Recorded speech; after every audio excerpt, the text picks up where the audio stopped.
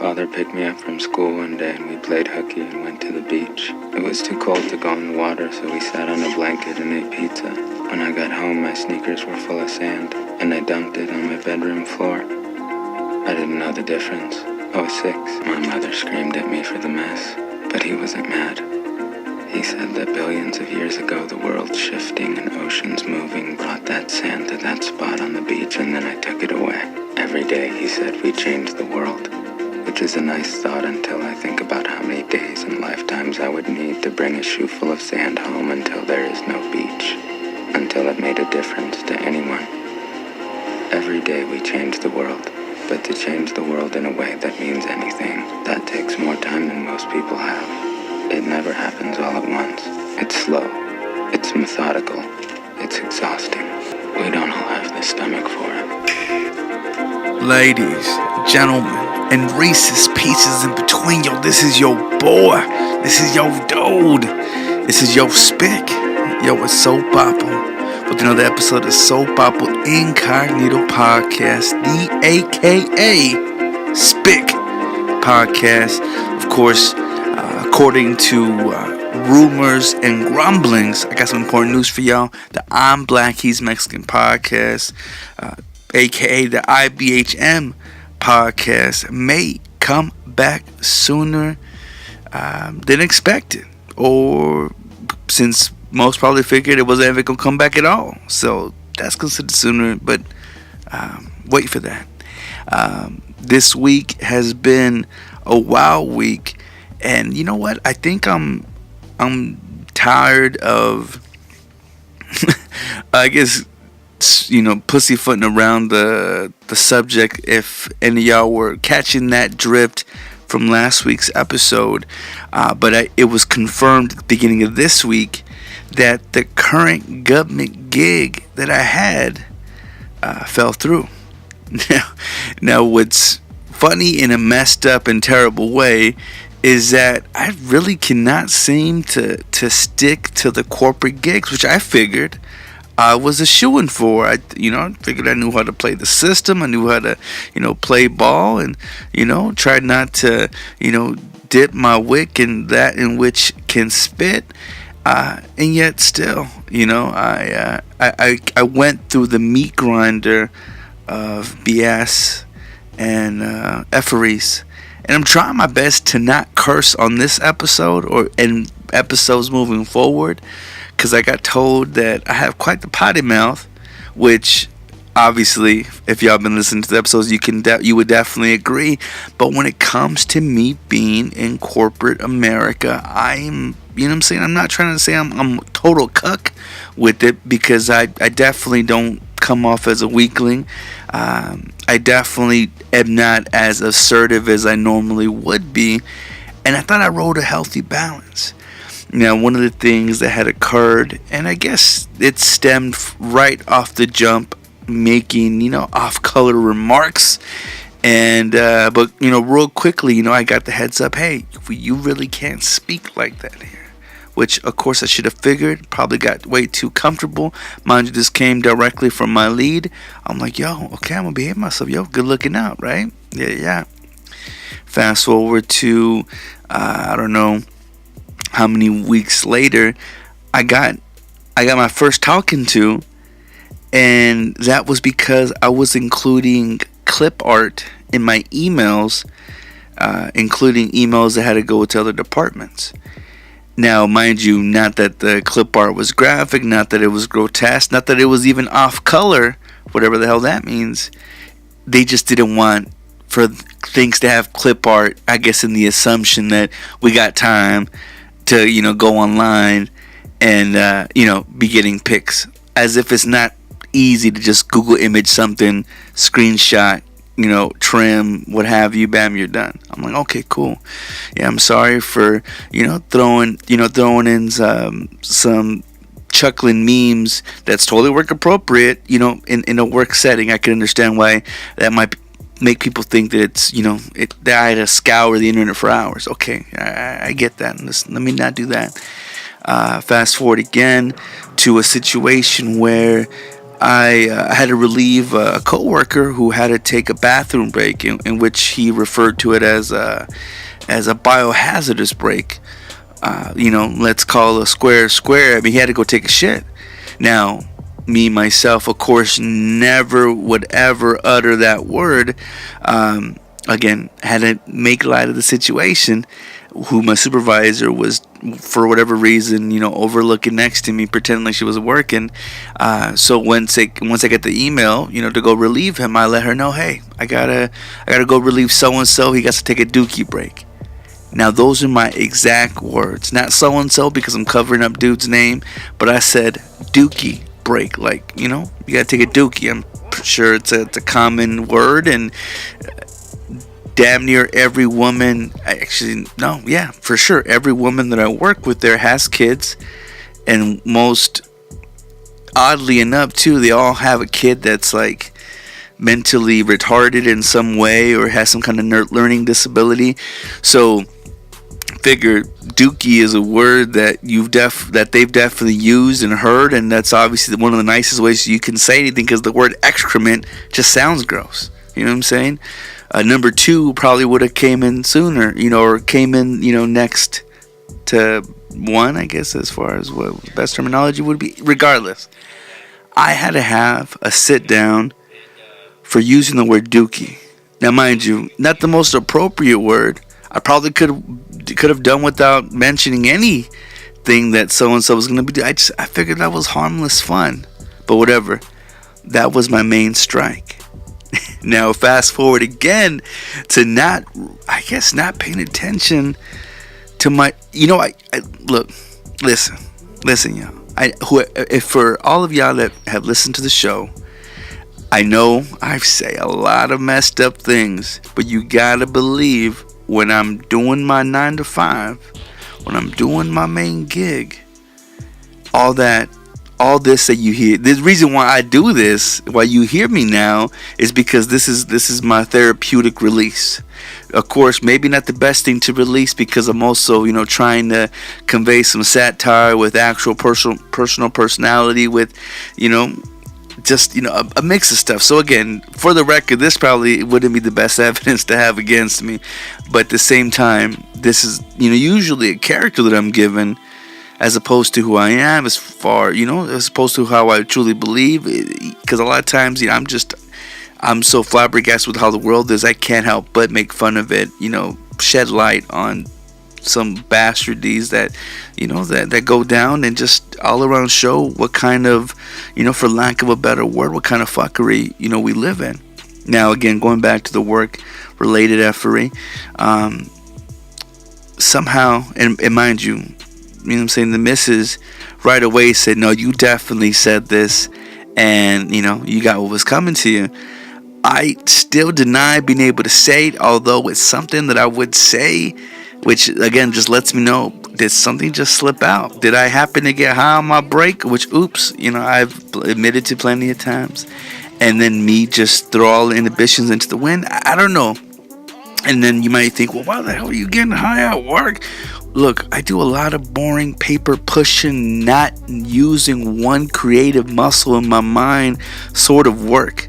How could you not? You know what I'm saying? Like, it's like working on the Teletubbies. Like, you're doing such mush mouth things that are such cookie cutter and, for the lamest of lames. How could you not be stoned out of your mind? So again, not to say that I was, working for Teletubbies, not to say that, it doesn't take whatever, but I mean, a monkey could do, what I'm doing, I'm sure, with enough training. They gave me 2 months. Anyways, so yeah, again, going back to what I actually had said, or at least what was brought up to me, and again, they didn't give me any context. They didn't say who said it, even though I'm sure I nailed it down to the thirsty too. I apparently said, work it like a Prosti. Now, for those that aren't of Latin demographic, Prosti is kind of like a Chicano. I don't want to say Chicano, but it's just it's like a Spanglish term, shortened term for hookah, for prostitute. Prosti, prostitute, right? And I can't think of who the hell I would have said that to, nor would I trust anyone in saying such thing. But apparently, I told him to work it like a hooker. And in my mind, when I'm being told this, I laugh and I think to myself, because I thought about it in my mind when I heard another coworker who I'm sure is the one that threw me under the bus, because she was, who isn't going through money issues or who couldn't stand making more money, and regardless of it being a government gig, I mean, this is bottom of the barrel sort of ish.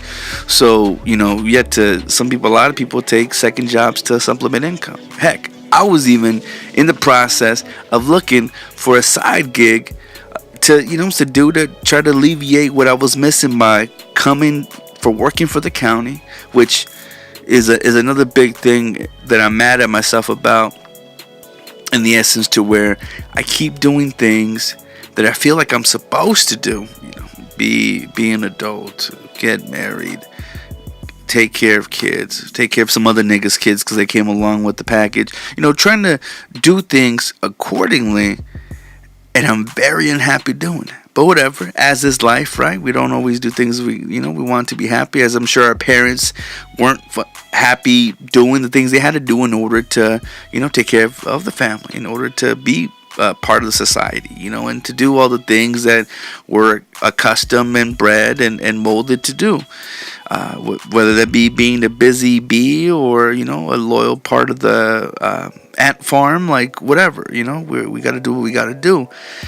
But man, I get so mad that I do all these things, do it very unhappily. Maybe I self-sabotage, maybe I don't know what goes on, but I get so mad that I behave myself so well. Like, I'm talking about behave myself like I didn't flirt with anybody out there.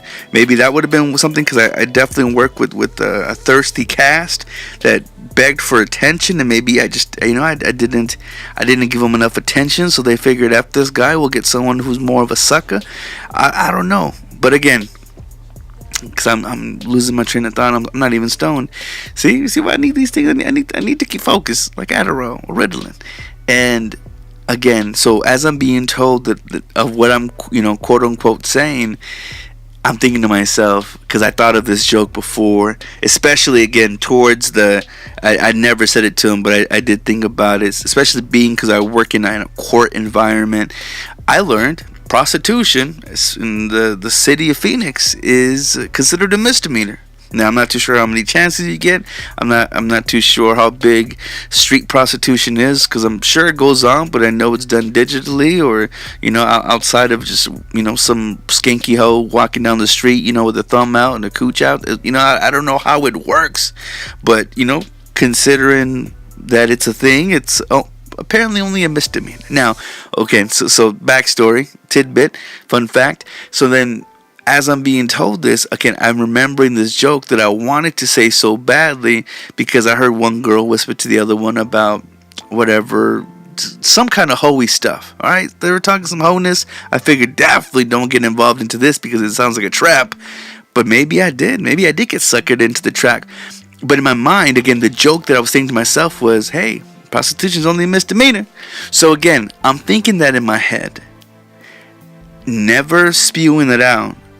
But it's crazy that even though I was thinking that, which I figured that's one thing I would have said, I'm being nailed for saying work it like a prosti.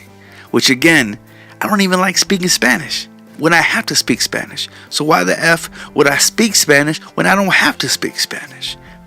First flag right there.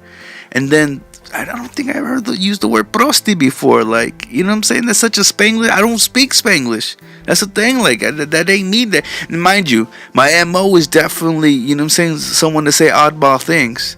And that was my catch-all. That was my, you know what I'm saying, an unfortunate great whatever the fame. Again, that's what people had known me for. So for me, for this allegation to come out, it was so easy for them to be like, yeah, done deal. He definitely would have said it. He said a lot of odd things. So I didn't get no say in the matter. Now, most jobs, you work there 3 months, you pass probation. For the government, they want 6 months. Now, mind you, for the most part, every time I've worked somewhere, unless I had to work, because I never stopped looking for other gigs, other opportunities, if I don't like something, and I don't feel comfortable, please believe I won't feel stuck or obligated to have to keep working there. Because if something doesn't work for me, then why are you there? You know what I'm saying? Like, I think of this line from Pineapple Express where the black cop had busted Seth Rogen for smoking pot near the school. And whatever, he flips the script and, lets her know that he was, chasing after this other character. I don't want to spoil it for any other that haven't watched it. But she says this really funny line that says, "Oh, I don't work for the law. The law works for me." And I always kept that in my mind, especially when I started working for the government, thinking, that, although we work for them, we should also make it work for us, or at least use it to our utmost advantage. And I ain't gonna lie, I learned a lot of things. I was thinking to myself, man, what am I gonna do with this bit of information? So again, it's for something. It's, for something in the future. I pray to not have to need it, but whatever. I obtain knowledge, and I'm thankful for that. But at the same time, as unhappy as I was doing monotonous things, it was paying bills, mind you.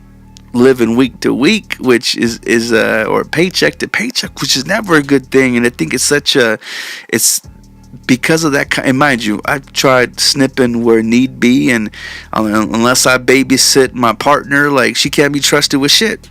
You know what I'm saying? Like, as far as money goes, like, I gotta, whatever. Everybody has their talents. Some people are the free spirits.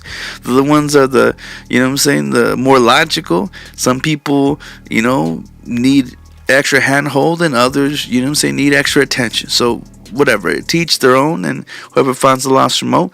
And I don't want to get off subject, but I don't know where I'm at. Yeah, I was so, and it's what's funny is that when they told me this information of my or the accusation that they're throwing out right away, because again, I couldn't imagine being that comfortable to say that, because please believe I had a lot of NSW sort of thoughts while working there, whether it be in commentary my coworkers, or whether it be just shenanigans that just random shenanigans that I think about, to also just how ridiculous certain processes are. But whatever, I never am the type to try to, I'm not that person to try to, as much as I want to be a revolutionary, if something's been working for a certain period of time and that's just what the process is, I'm not going to be like, well, we need to change this, because I don't want to be that annoying guy. I can work on I can, give input on how to make things better, how to make things faster. But, if a process is a process and a policy is what it is, and we got to go by certain guidelines, then whatever, right? You roll with it. And then once you master something, then you can make the changes. Again, I was just starting out. It was a brand new field for me. I was so used to doing healthcare and BS sales, like, whatever. It was some different, something new. But again, it got old real quick. Now, regardless of that, again, I'm still trying to be responsible. I'm trying to do good. I'm not trying to mess around, even though there was a little baddie that every dog was sniffing at. Like, yo, that's the thing that trips me out the most. I was my most behaved. I was the most behaved, and yet, the gauntlet was thrown down. So again, back to when they gave me the heads up of, look, there's this accusation that went down. We can't have this going down, especially with your last remark. Mind you, the last remark being me using the word Dookie, which again was so ridiculous in itself. I felt like, you dumb mother trucker, like, you gonna use me using the word Dookie, and then me apparently telling someone to work it like a hooker along the same lines of frame of thinking. Like, that don't make no sense. Then again, I may not make too much sense. I would hope that makes sense to y'all, or at least be entertaining enough that y'all be listening. Regardless, like, it didn't go together. It just didn't. And so again, as soon as that came out, I was heated off the top, because I was like, no, I didn't say that. Denied it real quick, maybe too quick, because they're like, come on now, you probably did. And I'm just like, no, I didn't. Regardless, that didn't mean nothing.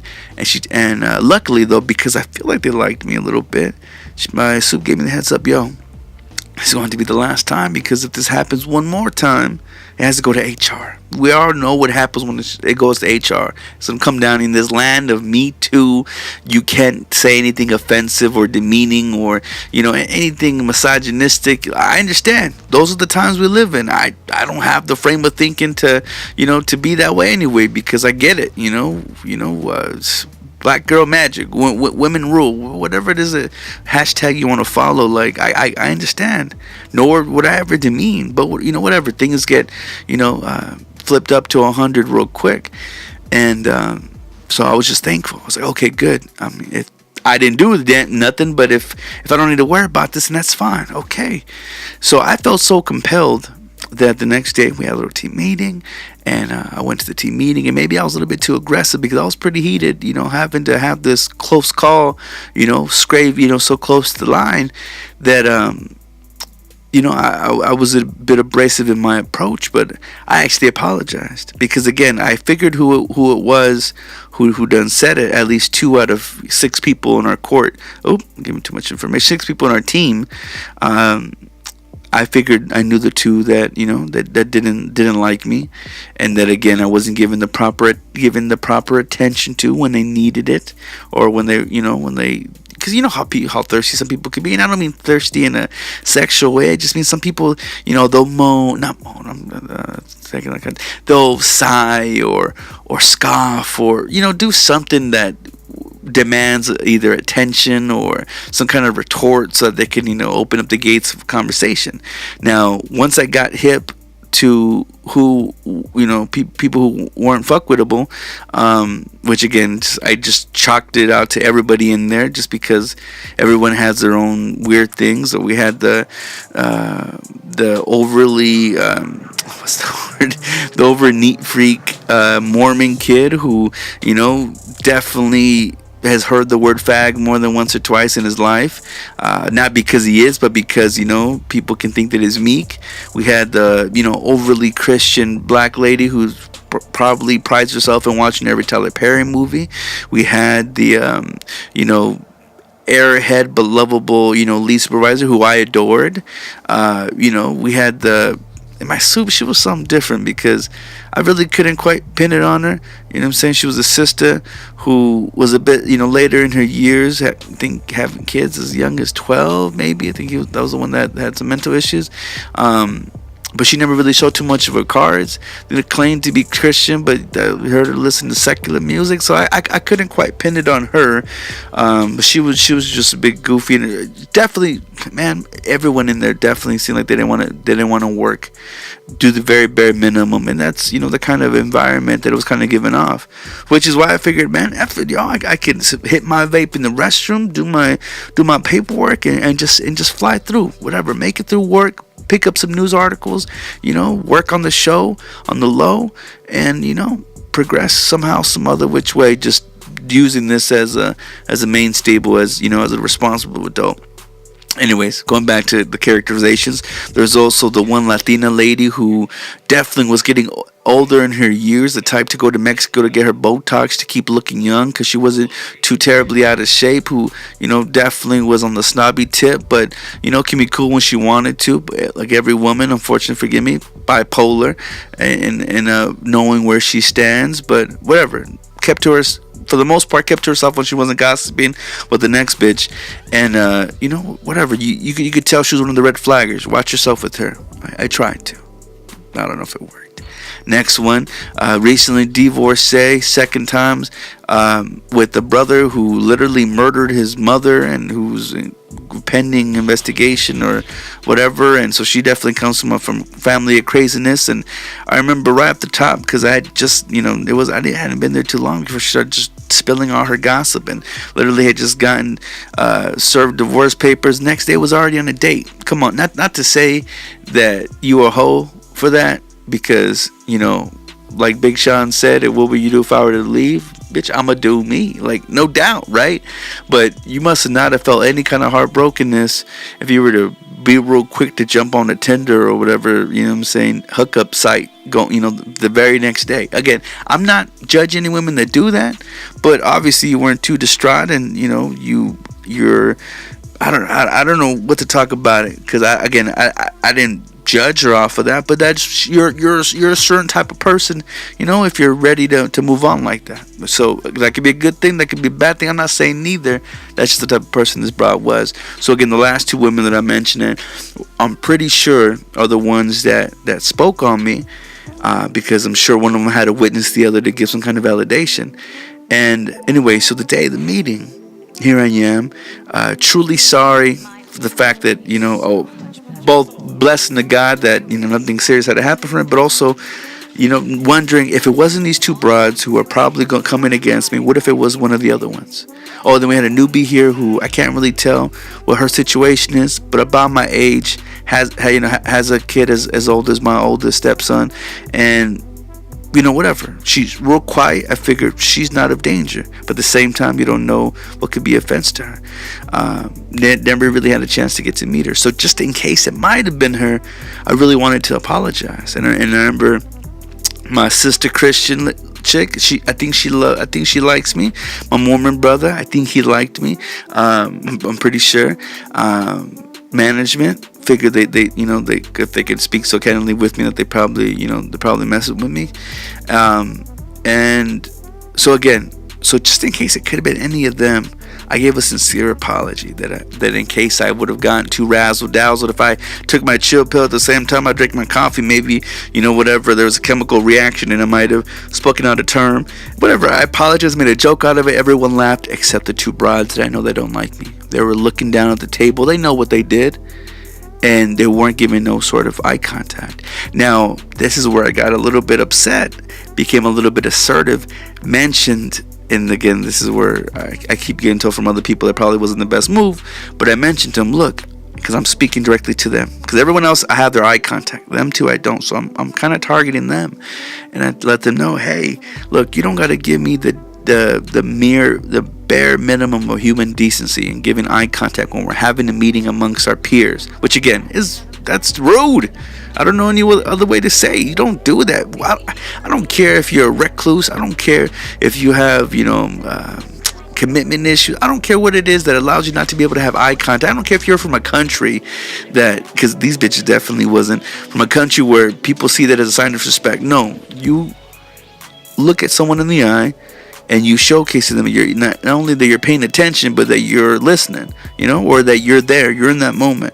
I think it's so rude when people look at the wall or look at their hand or look at the watch. Like if we're having a meeting, you look at whoever's speaking. You know what I'm saying? Like, I don't know. I thought that was common decency. So again, I mentioned that. Still nothing, no sort of response, not even a flicker, a flinch, a blink. They're just staring at the floor like they're reading text off of it through some kind of hologram. I don't know what the deal was.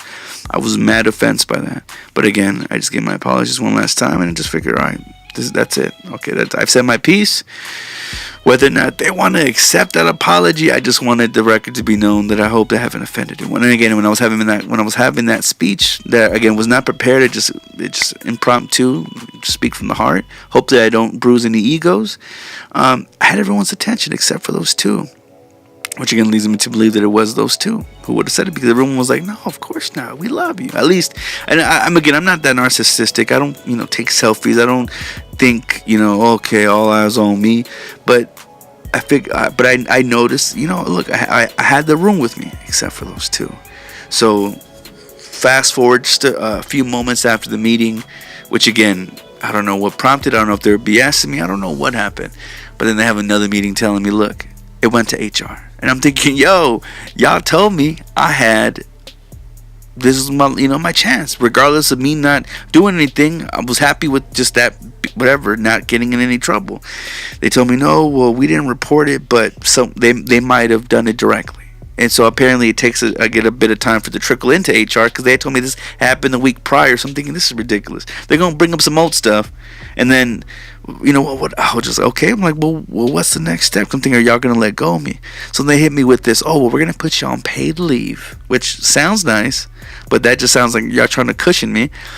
And put you on paid leave. You call in one day and you'll come in the next day once we've made our decisions. I'm thinking, oh my goodness, that sounds scary.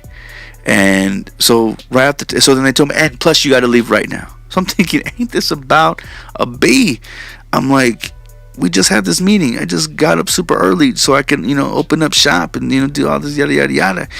I'm thinking, okay, well, whatever. I try to keep, straight faced, not showing emotion, because I was super pissed. I actually put my things in my backpack. I'm thinking, all right, well, I got to go. Now, a little bit more backstory. Recently, it had not been a good week. Both cars had died out. It was legit raining like a mug.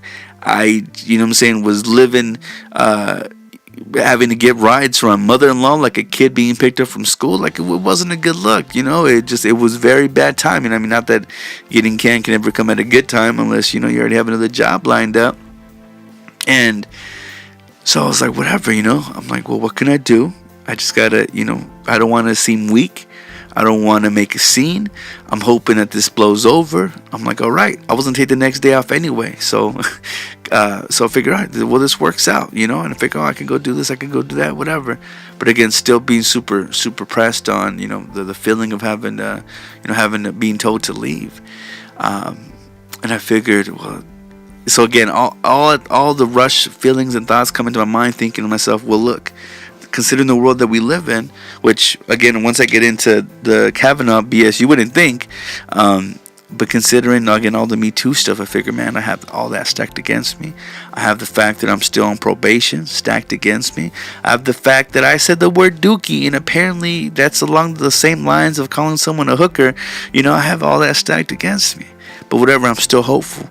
I'm actually, as I mentioned in the previous episode, I was like, you know what, man, I'll go visit my brother, Master Bruce, go to California, try to do a show or something, be in front of the right Jew, and, get about my business. I'm thinking to myself, yo, if this happens, I'm jumping ship. I'm going to do something drastic because I can't keep doing something, working not in the same field, but working for corporate companies that, have to follow certain things regardless of what makes sense, but just to keep things chugging because people don't want to deal with no Me Too nonsense or things where women feel like they're being belittled, which again I totally understand. And if I was doing something like that, I would not like Me Too.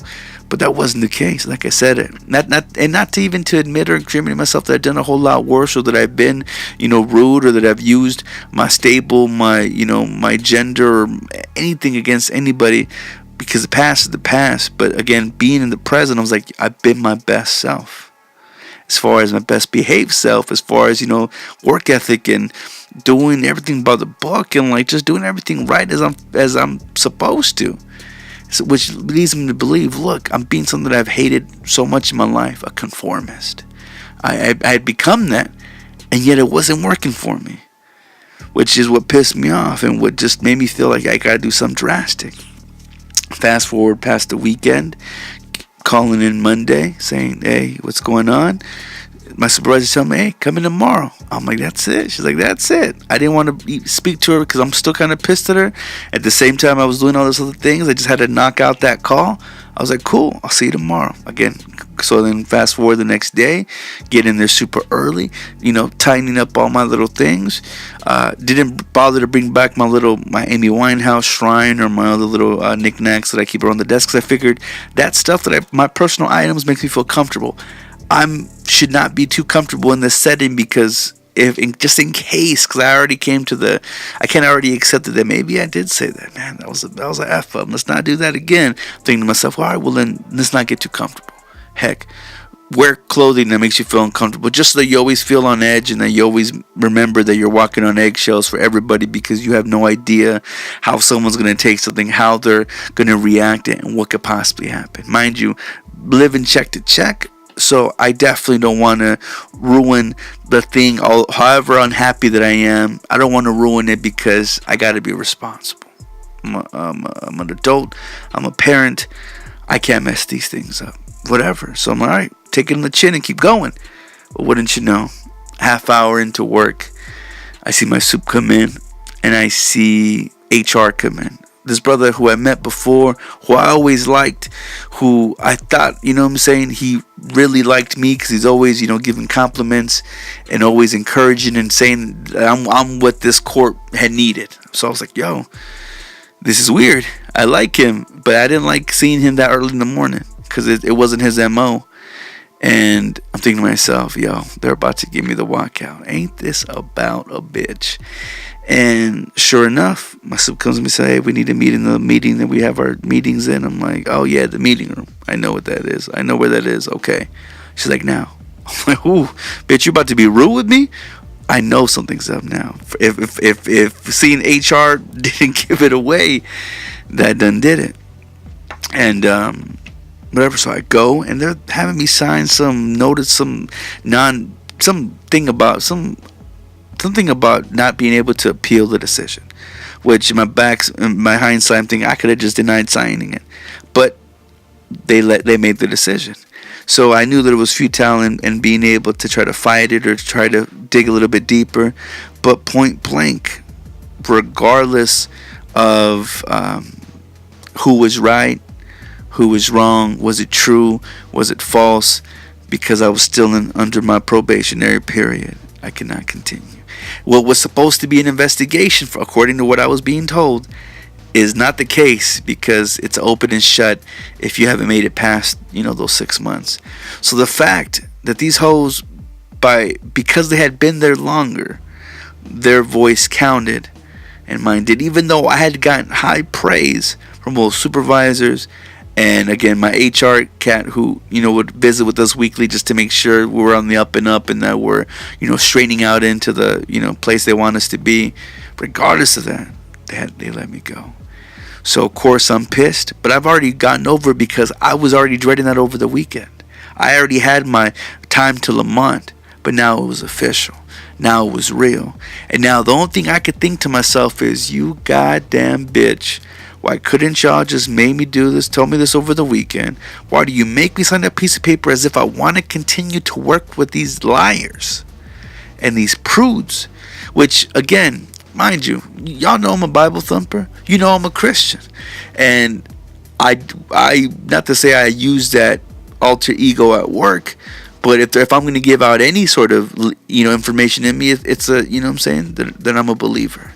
And again, not that I'm evangelical, I'm trying to push my beliefs onto people. No, that ain't the fucking case, as you can hear by my language. I just, when I would see that there's other believers in there, I would talk to them about that kind of stuff. A quick little reference. Never ever having to say the name of any lords, anything like that. Just, positivity and things of that nature. Like, I was known for that, for just being a positive and upbeat, no matter how groggy and stoned I might have been. And so again, I was still flabbergasted, just thinking to myself, like, yo, I put on the picture of being a good boy. I was on my best behavior. Yeah. Again, I got in trouble for saying the word Dookie, like as if that's a big deal. And so I'm thinking to myself, like, I could fight this. I can, try to stick around, but why would I? Why should I? I mean, I should have for being a responsible adult, but I just wanted to get out of that room because I could tell that's all they wanted to do, to get my badge, which I usually like collecting badges just to show all the companies that I was a part of, regardless of not lasting there or not sticking around. I don't know, it's my little scrapbook of things. I couldn't even keep that. I was like, man, I wanted to hang something in my water, show another one bites the dust.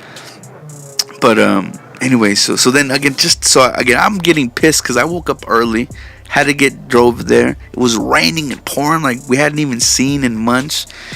And I was without a car, So just to wake up all there, just for that to happen, I was like, y'all not only have wasted my time, but have offended me in so many ways. Because again, I feel like I'm in the right. Everyone feels like they're in the right. I mean, again, I could have been wrong, but regardless, that doesn't stop how I feel or change that fact at all. And the HR cat, he had seen it in my eyes, obviously knowing what kind of effed up situation this was. He stayed talking to me, kind of wanted me to give tidbits on how I see, kind of like an impromptu, informal exit interview, where it was just me and the supervisor wasn't around, because I'm pretty sure she already voiced opinion, and I probably wasn't the nicest person after getting the allegation told to me. Like, I was I no longer was smiling or trying to give any kind of cocksucking grin where I act like everything's hunky-dory, which I do to save face and to to not throw a nasty aura on the air. I just would I don't know what it was. I don't know what I turned off, or if that offended, or if that bruised, or if that made them change what kind of person I could be, since I was so quick to just flip the switch. Because hey, you already think this, well then I'm not gonna give you customer service me no more. Whatever dude was talking to me, and I told him, look, my opinion's gonna be pretty biased because I'm a little bit upset about the situation. And he's like, yeah, I can respect that. So we're having a real conversation.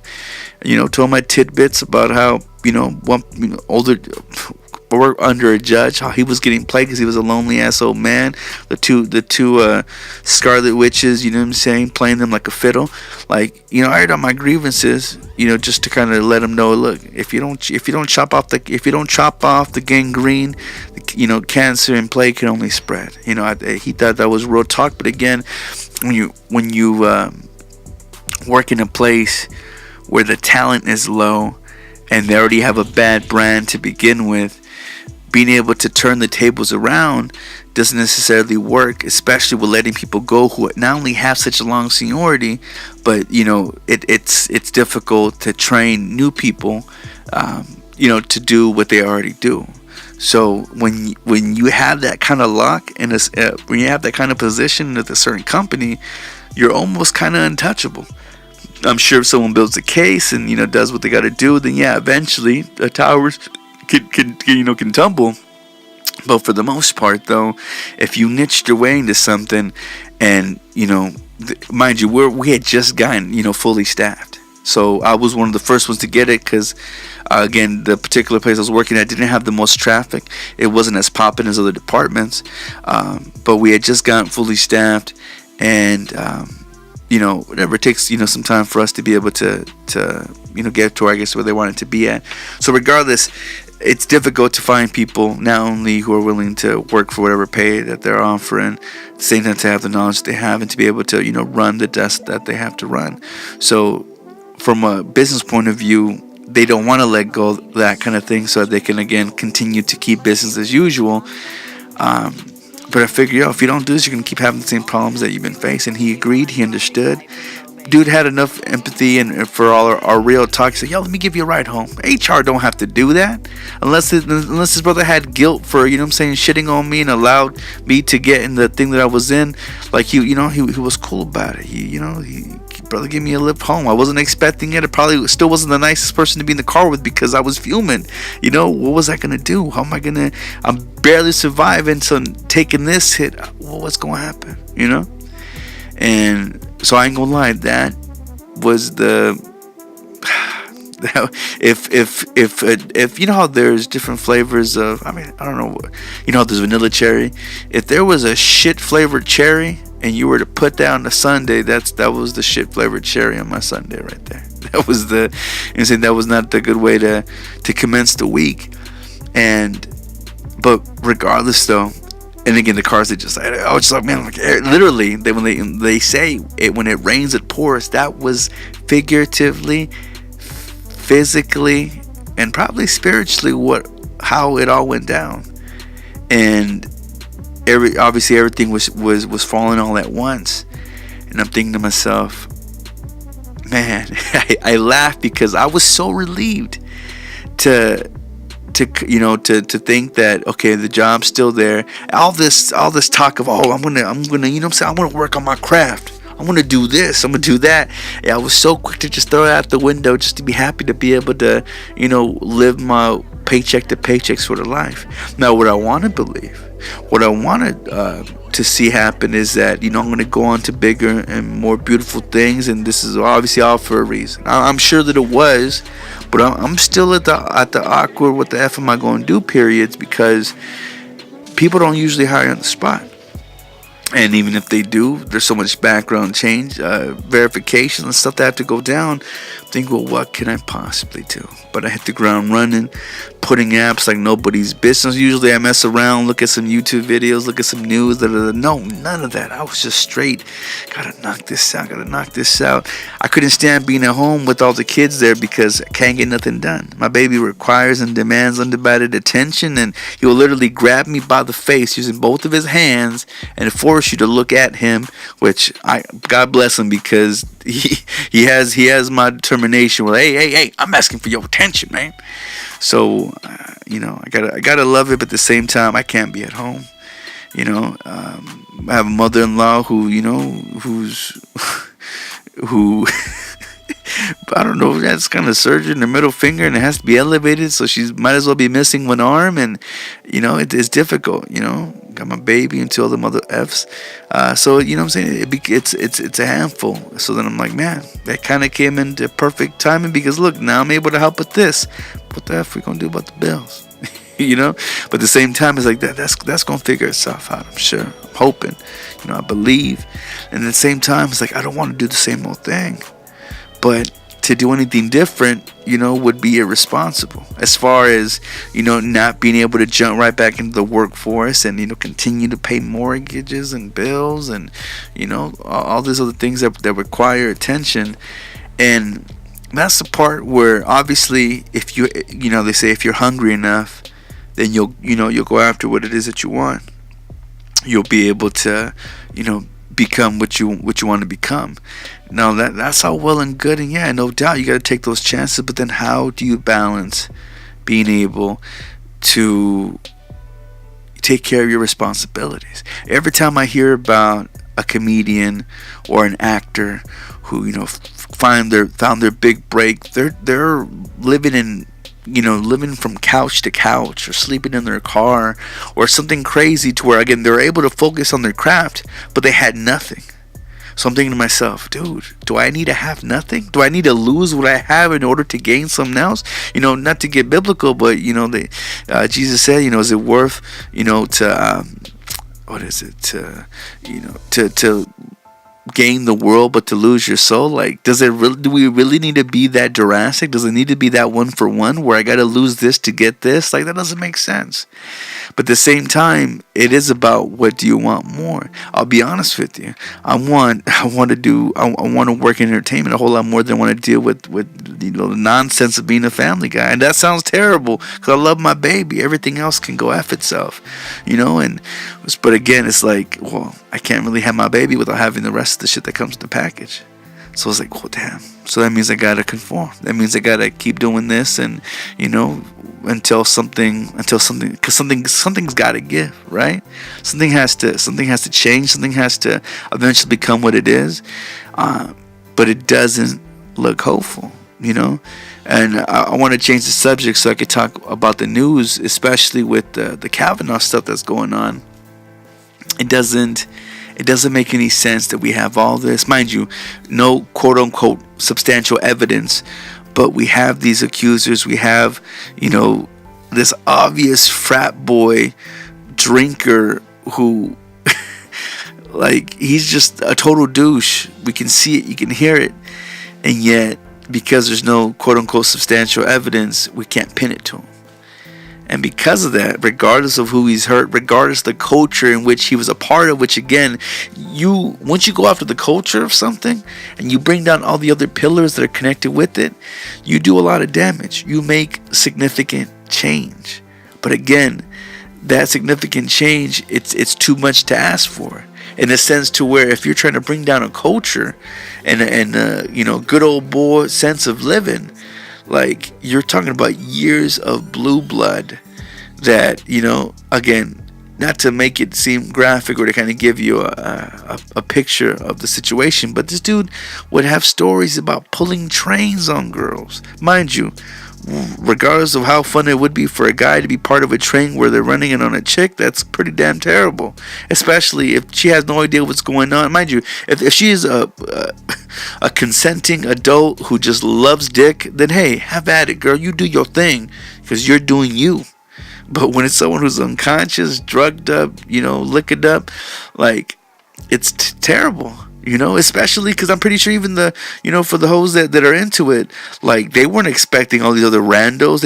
She thought probably she was going to get with that one guy that she'd be having her eyes on. She didn't think he was going to invite the rest of the fucking football team to come have at her, which is funny and messed up in a way because I saw a picture of Amy Schumer, protesting against this stuff. You could see it in her face that she was probably that chubby loose chick who thought she was hooking up with the hot jock. They ended up, knocking her back beyond belief and letting all the homies hit it. And, not to say that she's a part of that or that has happened to her, but you can see it in her. You can see it by how she is and what she became. Again, not to say it's a bad thing, not to say she didn't enjoy it, not to say that people weren't down with that. If you are, good for you. But again, what I'm trying to say is that people, they take advantage of that. And they add more to, they try to make a dollar out of a dime, or, dime out of a nickel, however the Tupac line went. And it's messed up that this again being part of a bigger, worser, continuing thing, because we keep hearing about all these Ivy League schools that do stuff like that. Y'all can Google. There was a Rolling Stone issue with them kind of getting behind the scenes on that, and again, it's part of a bigger culture that they're untouchable because their parents got money. In the same case, this Cavanaugh Cat has so much tout, so much power behind it, regardless of all these accusations. Even this local cunt that's down here in Arizona, something, not McSally, something Cinema. She's the Republican candidate that I think trying to become mayor or governor or something. She, who has been accused of assisting, not sexual assault cases, but assisting people who have sex trafficking issues, like right away, for a woman to back someone who is known for sex trafficking, or a woman to back to like lessen the years or the repercussions for sexual trafficking. Now that you already know, this is not a person who has women in mind. And mind you, even though women fought against me and won, regardless, that doesn't change my view on what's right and what's wrong. That doesn't shake or alter that. But the fact that this woman, again, something Cinema, forgive me, she's a Republican from Arizona. Y'all can do your Googles on that. She backed this Cavanaugh Cat. She, again, being, and you could just see it on her face, it's Republican is in her blood. And again, I'm not knocking it because I was Republican at a certain point until I become independent. She knows the game. Like, she reminds me so much of that one broad who ran with McCain. I forgot what the heck her name. Wanted to be vice president. Her daughter was a teen mom. I can't believe I'm forgetting her damn name, but she just has that face, and you know what face I'm talking about when you see her picture. And again, joining the bandwagon of, hey, Cavanaugh's untouchable. I'm one of those down ass bitches that do dumb stuff to make sure that John continues to win, and backed her vote for this cat who, again, fits the MO of what she believes in, obviously, which some can knock and some cannot. Regardless of what kind of person he is.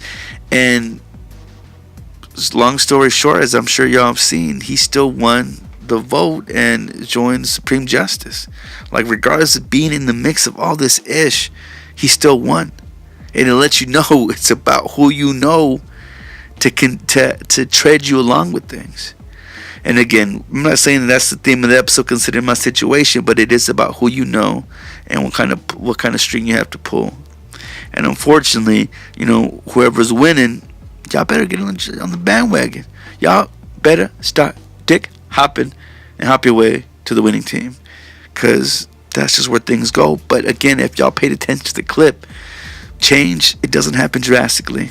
It doesn't happen easily. It happens step by step. Shoeful by shoeful is it going to take in order to get all the sand off the beach. Again, that's a very long time. It's very draining. It's not for the faint of heart. Not everybody has a stomach for it, but that's what it takes. And you got to be able to do what it takes to keep it pushing. No matter what that is that you're trying to push, with your agenda, your views, your whole state and vibe. And some things that really trips me out. Again, seeing what we see, knowing what we know. And again, all these just being accusations against the Kavanaugh stuff. Still sworn in as the 114th Supreme Court Justice. And again, it shows you who we're putting in these seats. And shows you what we're kind of stacking up against us. And if we put these bad guys in power, how much more can we respect or honor that power? Which again is maybe what's needed, as messed up as it sounds. Like we needed Bush to get Trump. I'm sorry, we needed Bush to get Obama.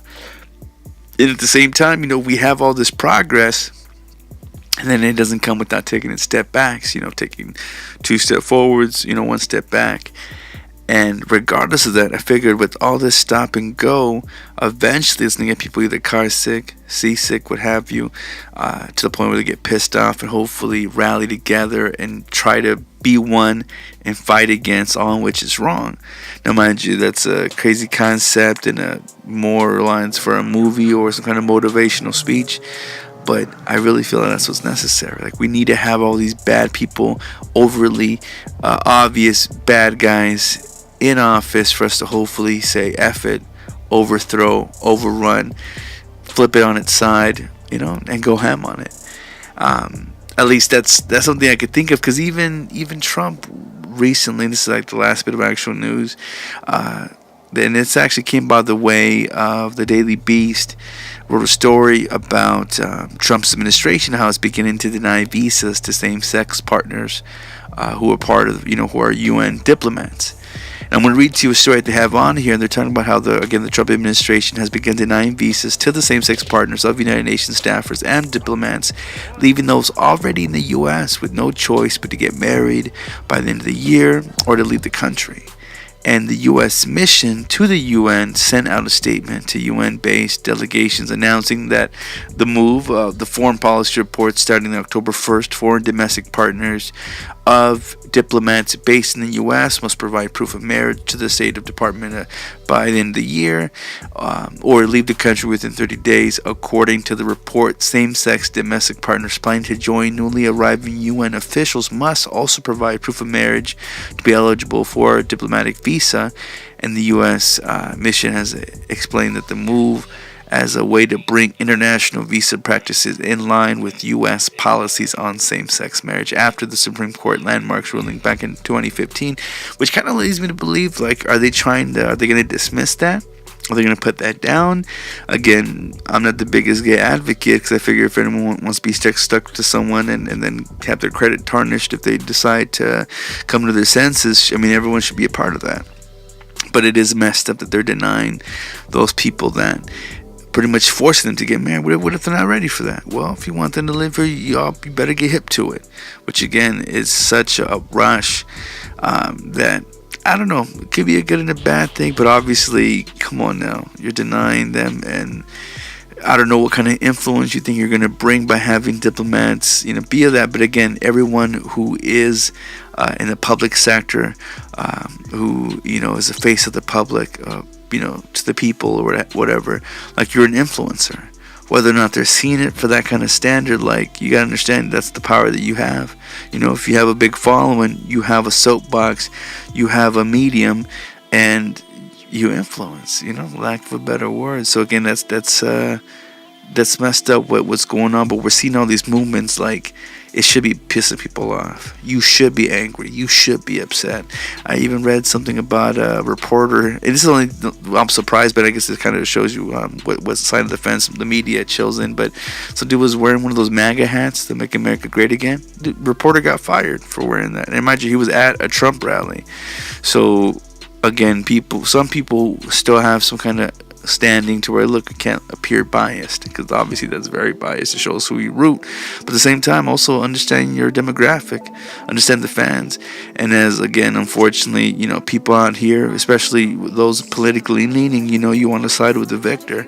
So it makes sense why people would do that. Again, not defending it, not going for it, but that is how the cookie crumbles of sorts. And that's all that I want to kind of talk about in the political sphere, as far as local and worldwide. So I'm gonna switch it on over to some entertainment news, because that's just always the best thing, the best distraction that makes us forget. One thing that I cannot forget, though, and this happened last week today, Saturday Night Live had my dude Adam Driver host, and they had Kanye West as the musical guest, which of course we all thought, at least I thought, that he was going to drop, just how Gambino then dropped This Is America when he had, hosted. We thought that Kanye was going to drop his new album, because he had said that he was doing some album called Yandi that he was going to release for that Friday or Saturday. So we figured, man, of course, that's why he's here. That's why he's going to do this, best way to best platform to be on at the moment, to then just flip the switch and have whatever your music available on all streaming services. That was not the case, and a lot of it just seems so questionable. there was this, of course, the little pump song that I love it, which is hilarious, but it just seems so whack, like the way it was performed. Although it was funny, even though the video was done really good, to where a lot of memeable pictures and gifs and whatnot, gifs, however you call it. And Little Pump, man, you could just tell he ain't ready to be on that kind of platform. And yeah, he just I don't know what made it seem so weird, especially to be needing to be edited. Like, just that song just doesn't work for it. And I just wasn't feeling the performances. And this, mind you, I used to be a big hip hop head. I'm still think myself as a lyrical, can't even think of the word. Yeah. So I rock with things, you know what I'm saying? I dig in the crates, there's a lot, especially early Kanye, like that's my dude. But hip hop sounds shit live. Unless you're the Roots, like it doesn't sound good live. Like, there's a reason why studios have compressors and its EQs and things like that, because it's necessary in order to make, unless you're part of a band, you're probably not good live. I mean, just how it would be with, whatever kind of indie, hard rock, whatever, name your genre that isn't hip hop. That sounds beautiful live. Hip hop, unfortunately, just don't, especially Kanye. As much as I love Kanye, especially the old Kanye, it just doesn't sound good live. I'm sorry. And so again, he's doing a lot of questionable things on there. And what just seemed more ridiculous is that he made another statement again after realizing he's going to lose his black card. I don't know if you can do that being black yourself, but you're going to lose your core demographic of fans for whatever new wave, again, wanting to chase a bandwagon-esque or being bought out by the proper authorities, whatever the case that has him on Trump's dick. Like, he made more MAGA statements, and it doesn't help his case. He supposedly is off Twitter and Insta. I don't know what other things that he's on, but he got off of it. Apparently, he's taking a hiatus from social media, which we all should damn well do. So I don't know if the labels finally got to him. I don't know. Kim had I have no idea. He's off of it. He's obviously not wanting to deal with controversies. But someone who doesn't care about controversy, Mr. Cat Williams, got us arrested once again for some assault. Apparently he was doing some kind of Wild 'N Out gig on the way to or something like that. He, for whatever reason, went against and slapped up, bruised and swelled up his driver. Again, just got arrested. We don't know exactly for sure if they just came for him or what. Obviously, driver was taken. I don't know if it was to or from home. But yeah, dude wasn't able to make it to the show because he got arrested for assaulting the driver. So I'm not too sure what Cat was on. I'm not too sure if the driver was antagonizing him or trying to get one up on him. This happened in Oregon, so I could just think of pretentious, I don't say cucks, but some hipster people, folk. I can't take them for being any more than passive aggressive, so I have no idea what could have been said. But I mean, it was enough to tip him off a little bit to where he had to go upside his head.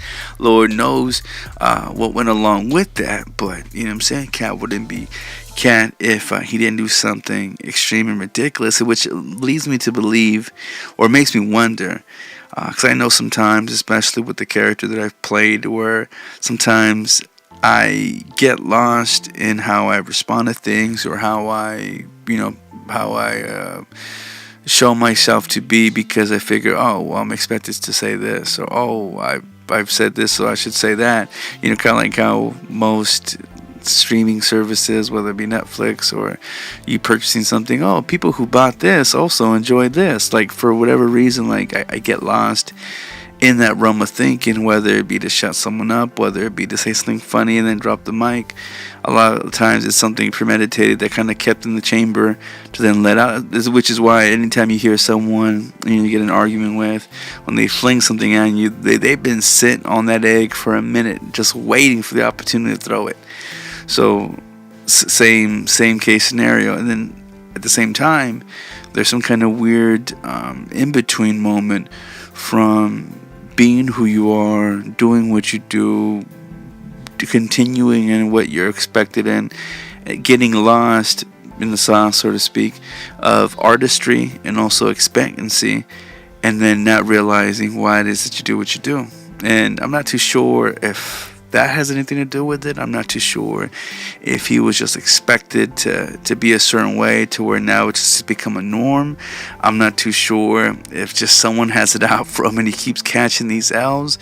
You would wonder with the patterns that we make, again, it's for a reason, something that we're not figuring out, something that we haven't learned, or I see, and that's a part that I don't understand, because normally, especially with, let's say, creators who failed so many times until they finally, made it big, or, discovered what they needed to discover, a lot of those times, those are in inventions, or those are in businesses. So again, every time you catch an L, you would think to yourself, well, I'm supposed to obtain and grasp whatever amount of knowledge so that, again, this wasn't a mistake, but a lesson. So whether you lost money trying to have a business, I remember when I was studying business management, this cat, Mr. West, he had give a story about some business that went under, and he didn't consider it a mistake. He called it however many $1,000s that he invested into it lesson. So again, he learned what not to do.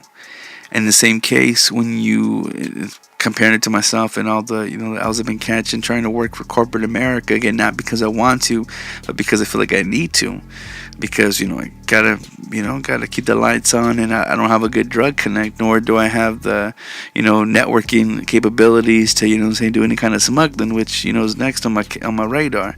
I've been wanting to, at least for the most part. I'm saying, trying to get that next get rich quick scheme. It just makes you wonder, like, what puts us on these paths, what continues to do that, and do we need to continue? Do we need to fail endlessly in order to finally have the next one hit hardest? At least that's what I think to myself, and I wonder, like, I'm hoping that all these off the road swerves that I make and hopefully get me to fly straighter upon the next obstacle, the next course to take.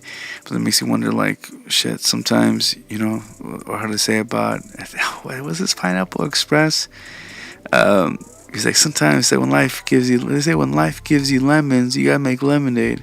How about you just chuck the lemon? Oh, no, okay. I'm thinking you're forgetting Sarah Marshall. Because I think Paul Rudd played some kind of stoner Hawaiian surfer instructor. And he talked about, making lemons into lemonade. He's like, after lemonade, just bail. Because, sometimes it could be just something, or at least his character, he lived in the mainland and then decided he wanted to move to Hawaii and be happy. Like, drastic change for the better for him. So it makes you wonder, like, I don't know what kind of paths that we have put in front of us that we're hopefully supposed to learn from. But at the same time, are we learning so that would you learn to get off the road, or do you learn to ride the road a bit better? I'm sure by you getting off the roads it'll lead you to a different path, and who knows where that can take you. But at the same time, you want to keep going down the same path, noticing the same potholes that aren't getting fixed. You're only damaging your tires. Do you continue? You know what I'm saying? I'm so lost in that it really makes me wonder about things. Space things. No matter what is off in your distance, again, taking you to the next stage in life, whatever it is that comes that is either not been seen before, wasn't accounted for, is going to obviously throw a monkey wrench into things. Now, again, without being metaphorical in that essence, I'm trying to be literal now, and it's a story from The Guardian that talked about an extremely distant dwarf planet that they named the Goblin, and how it's been discovered in observations that are pretty much redefining the outer reaches of our solar system. Now, astronomers made the discovery while hunting for a hypothetical massive planet known as Planet 9, and y'all can do your Googles about that, but it was suspected to be in an orbit far beyond Pluto in some kind of mysterious region known as the Oort cloud, O-O-R-T cloud. And Planet 9 was not yet been seen directly, but the Goblin appears to be under the gravitational influence of a giant unseen object, adding to astronomers' certainty that there is something out there. Now, the newly discovered icy world apparently is estimated to be just 300 kilometers across and is an extremely elongated orbit. As its closest, it gets about 2.5 times as far as the sun as Pluto. So then it heads off into the outmost fringes of the solar system to almost 60 times further than Pluto, taking again an astounding 40,000 years to loop once around the sun, and that's 99% of its orbit. Would be too faint to see. So again, I'm wondering how, and mind you, that's why it's icy, that's why can't imagine what kind of life that would possibly live in that. But it is it's adding more into the pie of what we have out there and what could possibly be. Now, it almost, and not to get on some geeky stuff, but it kind of makes me think, if any of y'all are fans of, or you still watch the Dragon Ball Z show, I remember there's this character, his name was Vegeta, who was kind of the heel, then became kind of one of the good guys, started banging one of the main characters, eventually had a kid who became a main character. Anyways, he would train in this kind of like isolation tank kind of thing that made gravity, I don't know, 1,000 times more. So because it was so heavy, and I guess a couple other characters did it, and Goku and whatever. But I think of Vegeta because that was my dude. It was like the Raphael of the turtle, the DBZ universe. Anyways, so because they're training in the this higher density, more gravity, more weight, you figure once you're in regular, living, you're much more stronger, much more nimble because you survived and you trained in harsher elements. This is why people will go running up mountains and they will make generals a breeze. Anyways, so in that same realm of thinking, I'm wondering like how it would be for those planets that are either so far away to where again blood can is damn near cold, or gravity pulling down a certain way. I wonder how strong or how big or how that would affect certain life if it's capable of living out there in those realms, considering that it's within our our orbit or around our solar system. Like it really makes you wonder, like, well, what could that be? And it's a weird, because sometimes we consider Pluto not a planet, then we do, then we don't. So I mean, there's a lot of if, ands, buts, and whatnots around there, so there's not too much sense to make from it. But I laugh that they called it a dwarf planet, and I'm wondering, like, it'd be crazy, like in some kind of Star Trek universe that we're seeing a planet full of dwarfs, you know what I'm saying? Midgets, as it will, little people. I don't know what the PR word for it is, because I'm sure people will get offended. One can get offended over anything.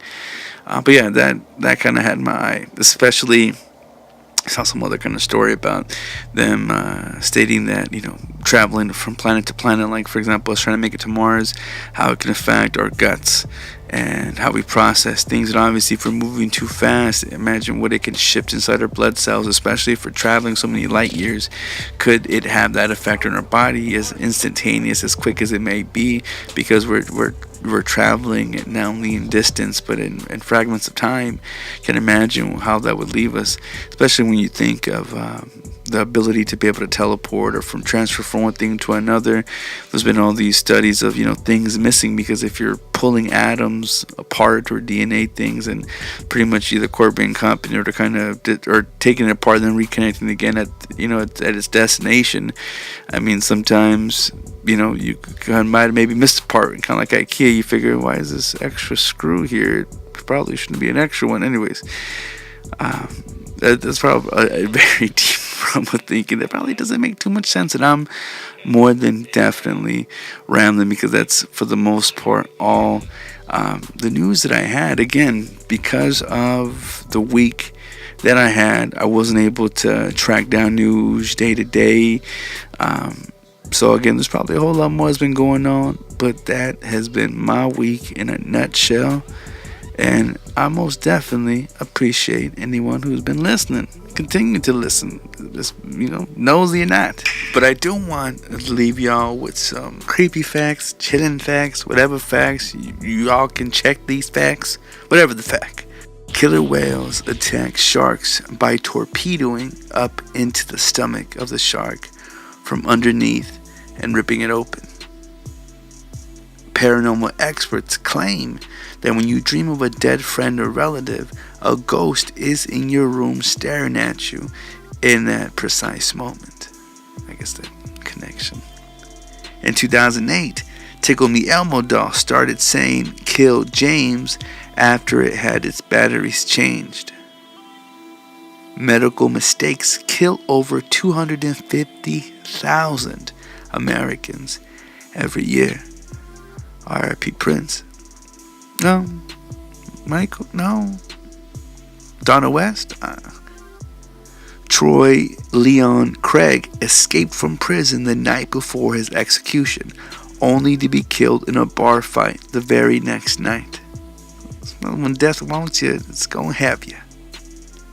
The scariest haunted house on earth has a wait list of over 24,000 people, and each person who participates in it's required to have a full mental and physical evaluation prior to entering. In the Middle Ages, scientists believed that the full moon caused people to have seizures and go crazy, and that's when they coined the phrase lunatics. Serial killer Robert Hansen would kidnap people, fly them to his isolated cabin in Alaska, release them into the woods, and then hunt them. During the bubonic plague, doctors wore these long masks to avoid getting sick, and they would fill them with roses and spices to avoid having it smell like rotting bodies. And y'all can't see the picture of this thing that I found, but it's kind of looks like a Scarecrow meets Pinocchio kind of thing. During Victorian times, it wasn't uncommon for people to take family portraits with recently deceased relatives propped up as if they were still alive. People with Charles Bonnet syndrome experience visual hallucinations and often see scary, distorted faces.